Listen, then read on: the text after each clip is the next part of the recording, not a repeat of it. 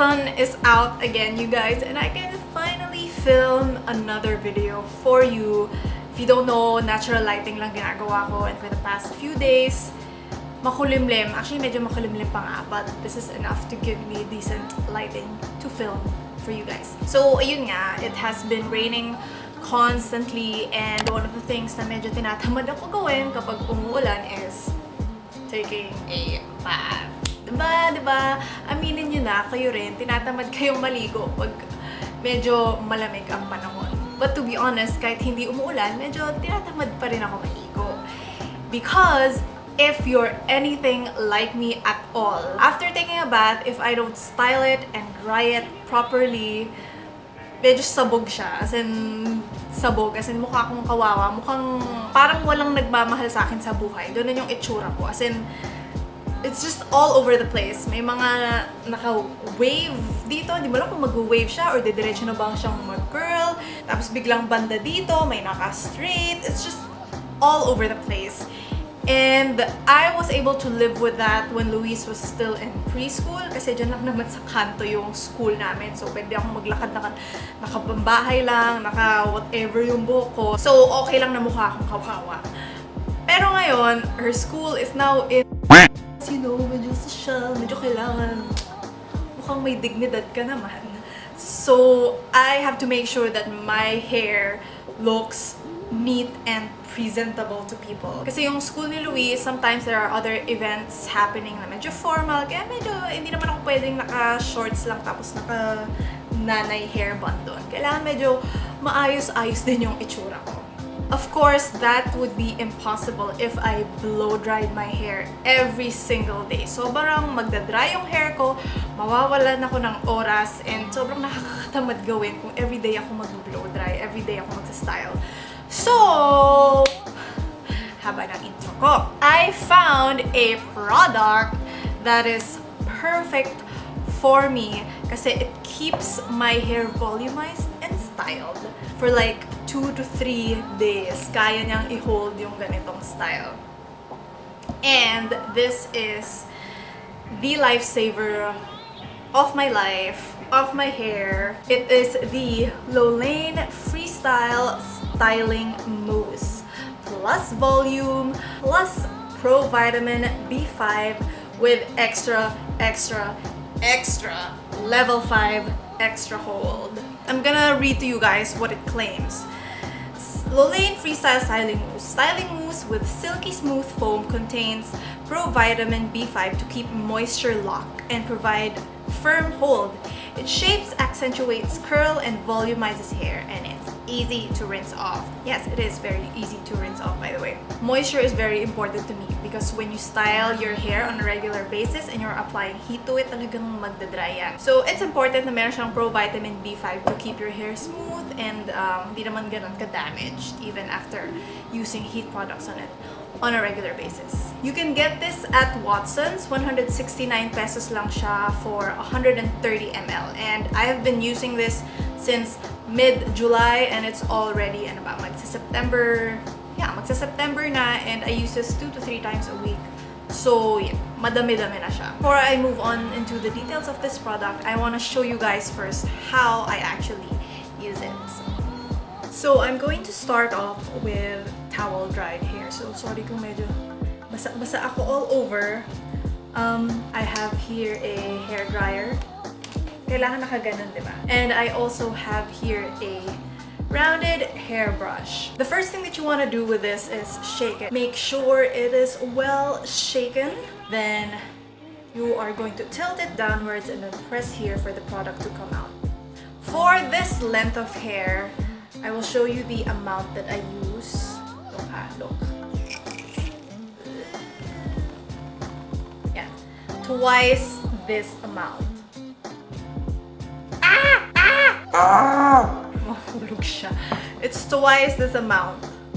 Kita ba? Is it focusing? Yan. Mga dalawang ganyan. So, ito, I will use it for the top part first. So, I'm gonna spread it around. Importante kasi for me that the volume is here at the top. Kasi parang ang pangit ng hair ko na flat na flat, mukha akong itlog. massage it in. Make sure the hair absorbs the product. And then for the bottom part, isa na namang psh, shake it. And then, ano ba ito? Hirap na ito. Ano ba ito ginawa kanina? Ayan. Siguro 3/4 of the amount I used kanina. Mga ganyan.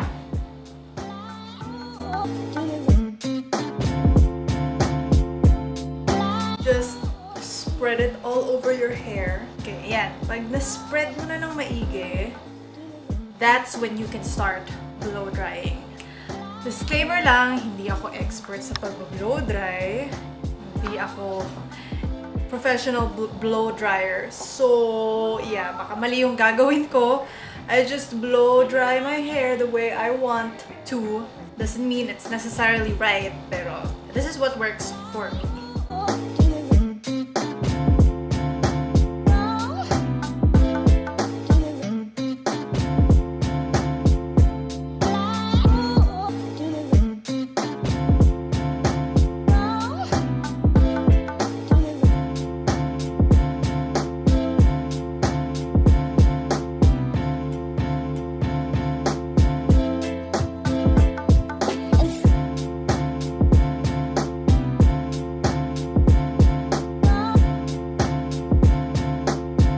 So, ayan, this is the finished product. As you can see, it's very neat and volumized, and this is the type of style that I want my hair to have on a daily basis. The only way this would work, by the way, is if you make sure that you don't leave out, you know, small areas of the hair that are wet. Make sure that it is completely dry for this to last up to 3 days. After drying your hair, when you try to feel your hair and comb your fingers through your hair, medyo may, how do I explain it? It doesn't feel as smooth kung conditioner lang nilagay mo. Medyo, may onting, like, very small amount of stickiness that you will feel.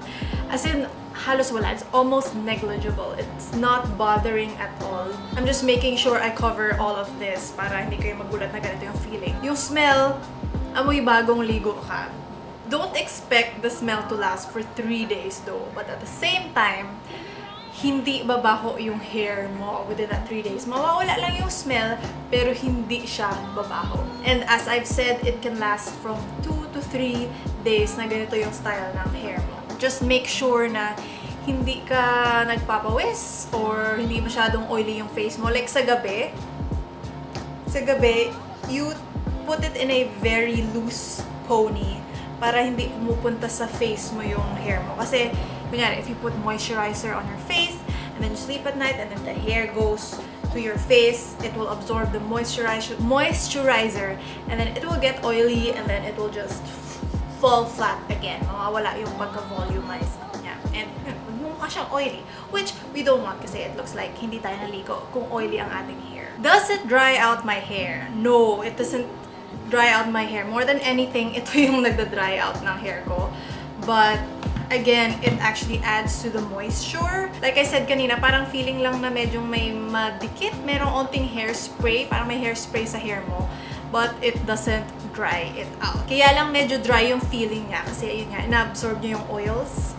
Parang dry shampoo eh. Pero hindi, you don't have to keep reapplying it like dry shampoo. And in fact, for me dry shampoo parang mas nagka-flatten pa yung hair ko when I apply it. So, for me, this works a lot better than a dry shampoo would. And that's it for this video, you guys. I hope you find this product helpful for you just as much as it has been for me. Sobrang lifesaver niya, sobrang time saver.